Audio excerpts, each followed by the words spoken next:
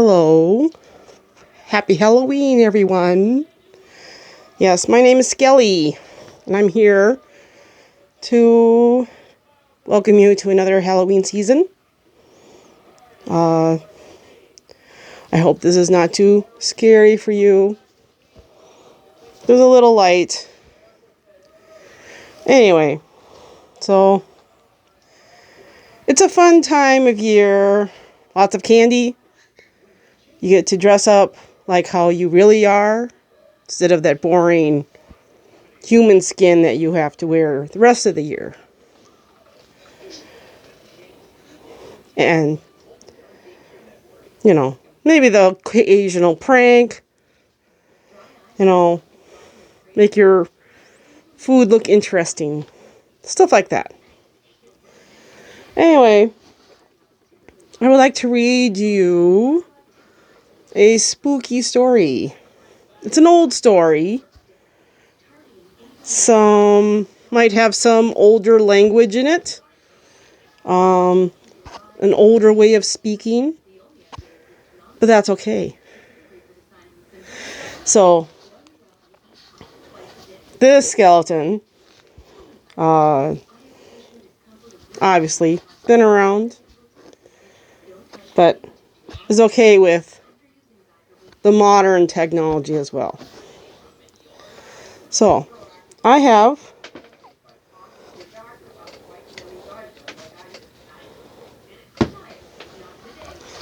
So,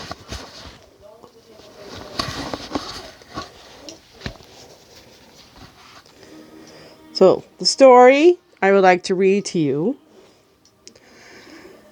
is The Red Room by H.G. Wells. This was first published in 1896, I believe. Something like that. So, this is more of a, it's not so scary. It's more of almost a psychological question, I guess. So, here's the story. "I can assure you," said I, "that it will take a very tangible ghost to frighten me." And I stood up before the fire with my glass in my hand. "It is your own choosing," said the man with the withered arm, and glanced at me askance. 28 years, said I have lived, and never a ghost have I seen as yet. The old woman sat staring hard into the fire, her pale eyes wide open. "Aye," she broke in, "and 28 years you have lived, and never seen the likes of this house, I reckon. There's a many things to see, when one's still but 28. She swayed her head slowly from side to side. "A many things to see, and sorrow for." I half suspected the old people were trying to enhance the spiritual terrors of their house by their droning insistence. I put down my empty glass on the table and looked about the room, and caught a glimpse of myself, abbreviated and broadened to an impossible sturdiness, in the queer old mirror at the end of the room. "Well," I said, "if I see anything tonight, I shall be so much the wiser, for I come to the business with an open mind." "It's your own choosing," said the man with the withered arm once more. I heard the faint sound of a stick and a shambling step on the flags in the passage outside.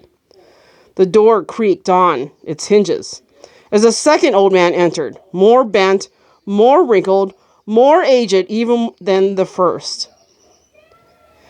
He supported himself by the help of a crutch. His eyes were covered by a shade, and his lower lip, half averted, hung pale and pink from his decaying yellow teeth. He made straight for an armchair on the opposite side of the table, sat down clumsily, and began to cough. The man with the withered hand gave the newcomer a short glance of positive dislike. The old woman took no notice of his arrival, but remained with her eyes fixed steadily on the fire. "I said, it's your own choosing," said the man with the withered hand when the coughing had ceased for a while. "It's my own choosing," I answered. The man with the shade became aware of my presence for the first time and threw his head back for a moment and sidewise to see me. I caught a momentary glimpse of his eyes, small and bright and inflamed. Then he began to cough and sputter again. "Why don't you drink?" said the man with the withered arm, pushing the beer toward him. The man with the shade poured out a glassful with a shaking hand that splashed half as much again on the deal table. A monstrous shadow of him crouched upon the wall and mocked his action as he poured and drank. I must confess, I had scarcely expected these grotesque custodians. There is, to my mind, something inhuman in senility, something crouching and atavistic. The human qualities seem to drop from old people insensibly, day by day. The three of them made me feel uncomfortable with their gaunt silences, their bent carriage, their evident unfriendliness to me and to one another. And that night, perhaps, I was in the mood for uncomfortable impressions. I resolved to get away from their vague foreshadowings of the evil things upstairs. "If," said I, "you will show me to this haunted room of yours, I will make myself comfortable there." The old man with the cough jerked his head back so suddenly that it startled me, and shot another glance of his red eyes at me from out of the darkness under the shade, but no one answered me. I waited a minute, glancing from one to the other. The old woman stared like a dead body, glaring into the fire with lackluster eyes. "If," I said, a little louder, "if you will show me to this haunted room of yours, I will relieve you from the task of entertaining me." "There's a candle on the slab outside the door," said the man with the withered hand, looking at my feet as he dressed me. "But if you go to the red room tonight—" "This night of all nights," said the old woman softly. "You go alone." "Very well," I answered shortly. "And which way do I go?" "You go along the passage for a bit," said he, nodding his head on his shoulder at the door, "until you come to a spiral staircase. And on the second landing is a door covered with a green baize. Go through that and down the long corridor to the end, and the red room is on your left with up the steps." "Have I got that right?" I said, and repeated his directions. He corrected me in one particular. "And you are really going?" said the man with the shade, looking at me again for the third time with that queer, unnatural tilting of the face. "This night of all nights," whispered the old woman. "It is what I came for," I said, and moved toward the door.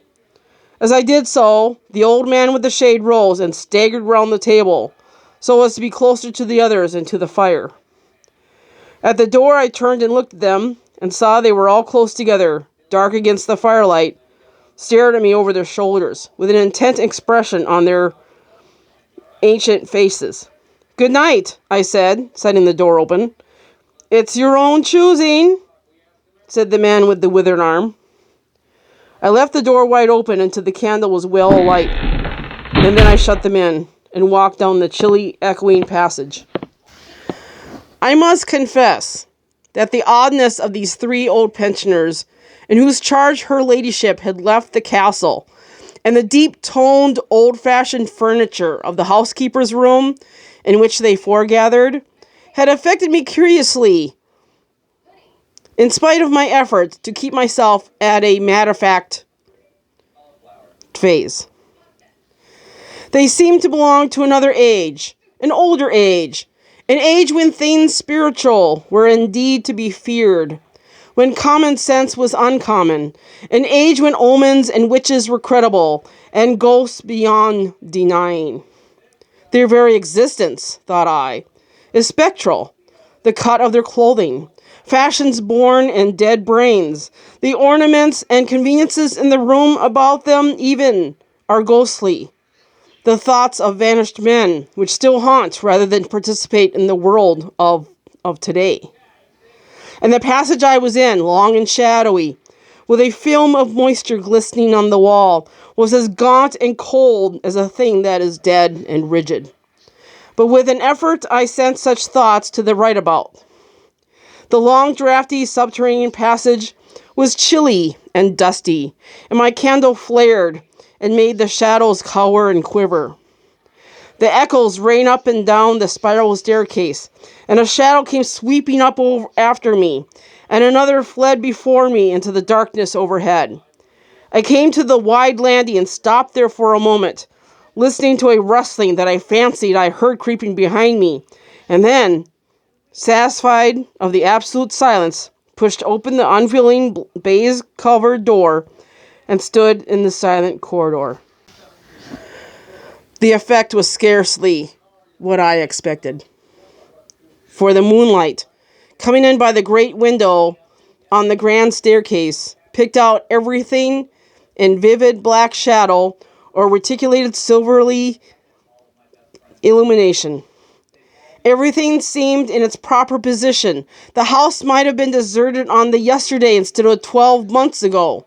There were candles in the sockets of the sconces, and whatever dust had gathered on the carpets or upon the polished flooring was distributed so evenly as to be invisible in my candlelight. A waiting stillness was over everything. I was about to advance and stopped abruptly. A bronze group stood upon the landing, hidden from me by a corner of the wall, but its shadow fell with marvelous distinctness upon the white paneling, and gave me the impression of someone crouching to waylay me. The thing jumped upon my attention suddenly. I stood rigid for half a moment, perhaps. Then, with my hand in the pocket that held the revolver, I advanced, only to discover a Ganymede and eagle glistening in the moonlight. That incident for a time restored my nerve, and a dim porcelain Chinaman on a buhl table, whose head rocked as I passed, scarcely startled me. The door of the red room and the steps up to it were in a shadowy corner. I moved my candle from side to side in order to see clearly the nature of the recess in which I stood before opening the door. Here it was, thought I, that my predecessor was found, and the memory of that story gave me a sudden twinge of apprehension. I glanced over my shoulder at the black Ganymede in the moonlight, and opened the door of the red room rather hastily, with my face half turned to the pallid silence of the corridor. I entered, closed the door behind me at once, turned the key I found in the lock within, and stood with the candle held aloft, surveying the scene of my vigil, the great red room of Lorraine Castle, in which the young Duke had died, or rather, in which he had begun his dying, for he had opened the door and fallen headlong down the steps I had just ascended. That had been the end of his vigil, of his gallant attempt to conquer the ghostly tradition of the place, and never, I thought, had apoplexy better served the ends of superstition. There were other and older stories that clung to the room, back to the half-incredible beginning of it all, the tale of a timid wife and the tragic end that came to her husband's jest of frightening her. And looking round that huge shadowy room with its black window bays, its recesses and alcoves, its dusty brown-red hangings, and dark, gigantic furniture, one could well understand the legends that had sprouted in its black corners, its germinating darknesses. My candle was a little tongue of light in the vastness of the chamber. Its rays failed to pierce to the opposite end of the room, and left an ocean of dull red mystery and suggestion, sentinel shadows and watching darknesses beyond its island of light, and the stillness of desolation brooded over it all. I must confess some impalpable quality of that ancient room disturbed me. I tried to fight the feeling down. I resolved to make a systemic examination of the place, and so, by leaving nothing to the imagination, dispel the fanciful suggestions of this obscurity before they obtained a hold upon me. After satisfying myself of the fastening of the door, I began to walk around the room, peering round each article of furniture, tucking up the valances of the bed, and opening its curtains wide. In one place there was a distinct echo to my footsteps. The noises I made seemed so little that they enhanced rather than broke the silence of the place.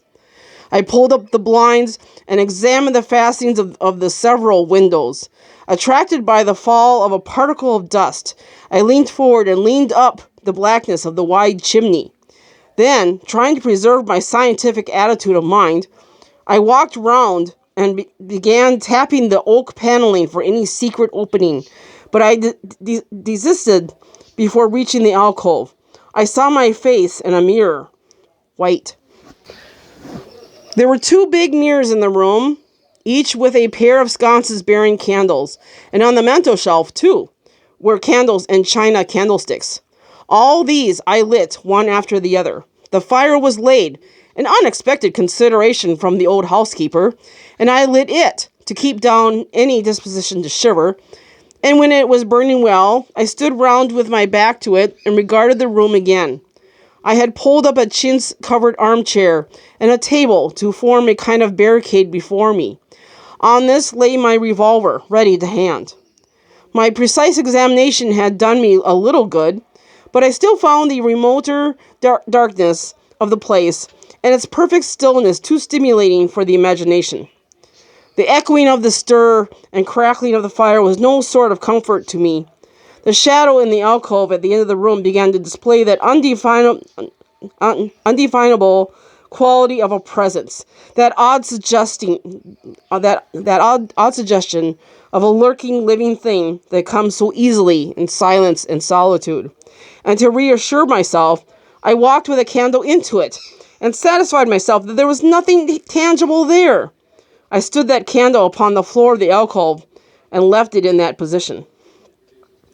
By this time, I was in a state of considerable nervous tension, although to my reason there was no adequate cause for my condition. My mind, however, was perfectly clear.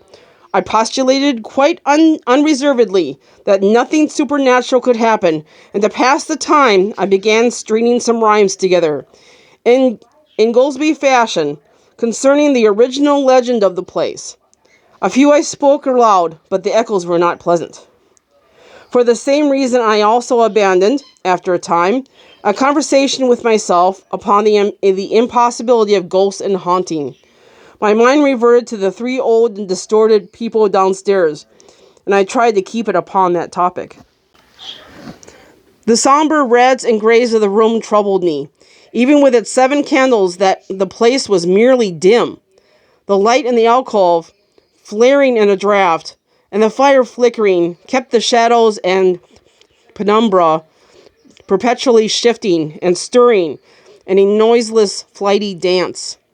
Casting about for a remedy, I recalled the wax candles I had seen in the corridor, and, with a slight effort, carrying a candle and leaving the door open, I walked out into the moonlight, and presently returned with as many as 10.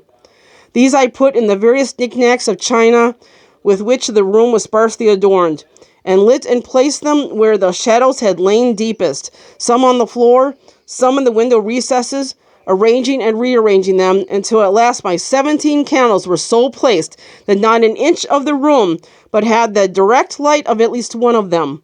It occurred to me that when the ghost came I could warn him not to trip over them. The room was now quite brightly illuminated. There was something very cheering and reassuring in these little, silent, streaming flames, and to notice their steady diminution of length offered me an occupation. It gave me a reassuring sense of the passage of time. Even with that, however, the brooding expectation of the vigil weighed heavily enough upon me. I stood watching the minute hand of my watch, creep towards midnight. Then something happened in the alcove. I did not see the candle go out. I simply turned and saw that the darkness was there, as one might start and see the unexpected presence of a stranger. The black shadow had sprung back to its place. By Jove, said I aloud, recovering from my surprise. That draft's a strong one. And taking the matchbox from the table, I walked across the room in a leisurely manner to relight the corner again. My first match would not strike, and as I succeeded with the second, something seemed to blink on the wall before me. I turned my head involuntarily and saw that the 2 candles on the little table by the fireplace were extinguished. I rose at once to my feet. Odd, I said. Did I do that myself in a flash of absent-mindedness? I walked back, relit one, and as I did so, I saw the candle in the right sconce of one of the mirrors wink and go right out, and almost immediately its companion followed it. The flames vanished as if the wick had been suddenly nipped between a finger and thumb, leaving the wick neither glowing nor smoking, but black. While I stood gaping, the candle at the foot of the bed went out, and the shadows seemed to take another step toward me. This won't do, said I, and the first one, and then another candle on the mantelshelf followed. What's up? I cried, with a queer high note getting into my voice somehow. At that, the candle on the corner of the wardrobe went out, and the one I had relit in the alcove followed. Steady on, I said. Those candles are wanted, speaking with a half-hysterical facetiousness, and scratching away at a match the while. For the mantel candlesticks. My hands trembled so much that twice I missed the rough paper of the matchbox. As the mantel emerged from darkness again, 2 candles in the remoter end of the room were eclipsed. But with the same match, I also relit the larger mirror candles, and those on the floor near the doorway, so that for the moment I seemed to gain on the extinctions. But then in a noiseless volley, there vanished 4 lights at once in different corners of the room, and I struck another match in quivering haste, and stood hesitating whither to take it. As I stood undecided, an invisible hand seemed to sweep out the 2 candles on the table. With a cry of terror, I dashed at the alcove, then into the corner, and then into the window, relighting 3 as 2 more vanished by the fireplace. And then, perceiving a better way, I dropped matches on the iron-bound deed box in the corner and caught up the bedroom candlestick. With this, I avoided the delay of striking matches, but for all that the steady process of extinction went on, and the shadows I feared and fought against returned and crept in upon me, first a step gained on this side of me, then on that. I was now almost frantic with the horror of the coming darkness, and my self-possession deserted me. I leaped panting from candle to candle in a vain struggle against that remorseless advance. I bruised myself in the thigh against the table. I sent a chair headlong.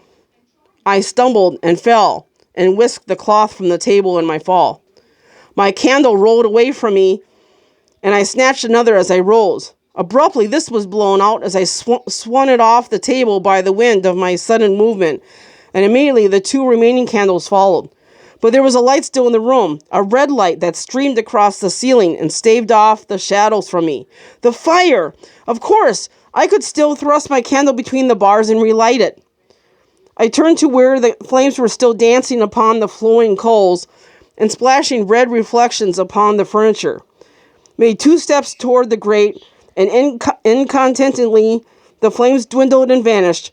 The glow vanished, the reflections rushed together and disappeared, and as I thrust the candle between the bars, darkness closed upon me like the shutting of an eye, wrapped about me in a stifling embrace, sealed my vision, and crushed the last vestiges of self-possession from my brain. And it was not only palpable darkness, but intolerable terror. The candle fell from my hands.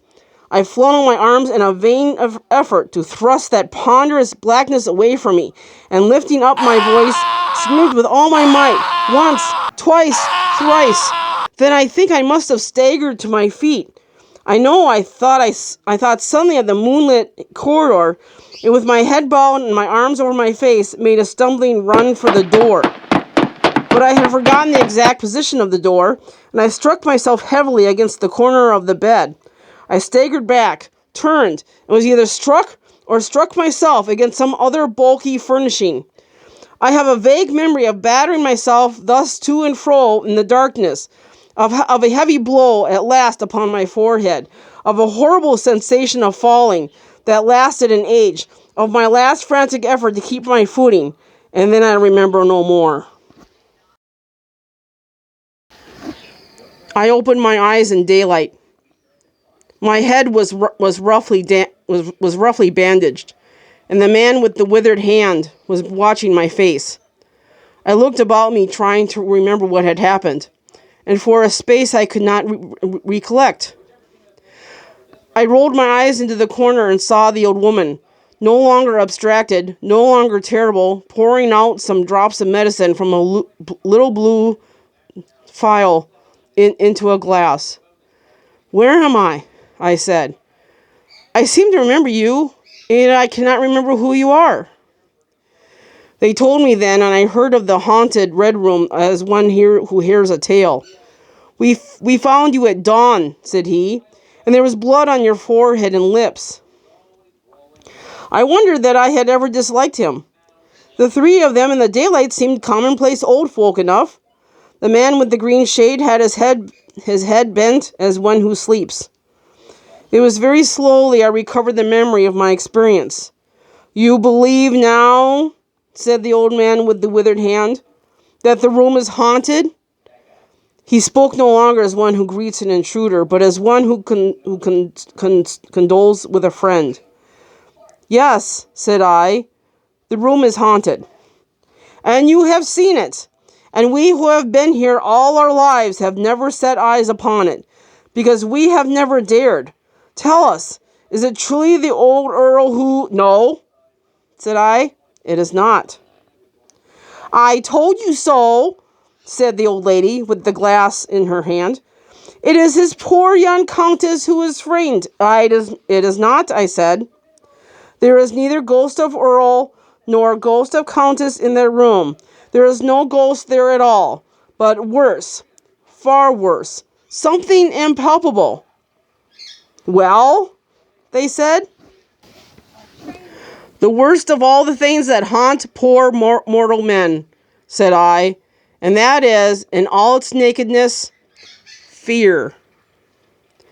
Fear that will not have light nor sound, that will not bear with reason, that deafens and darkens and overwhelms. It followed me through the corridor. It fought against me in the room." I stopped abruptly. There was an interval of silence. My hand went up to my bandages. The candles went out one after another, and I fled. Then the man with the shade lifted his face sideways to see me and spoke. "That is it," said he. "I knew that was it. A power of darkness. To put such a curse upon a home. It lurks there always. You can feel it even in the daytime, even of a bright summer's day, in the hangings and the curtains, keeping behind you however you face about. In the dusk, it creeps in the corridor and follows you, so that you dare not turn. It is even as you say, fear itself is in that room, black fear. And there it will be, so long as this house of sin endures."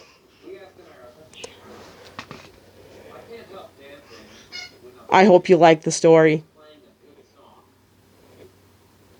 It kind of has a question. Was the room haunted?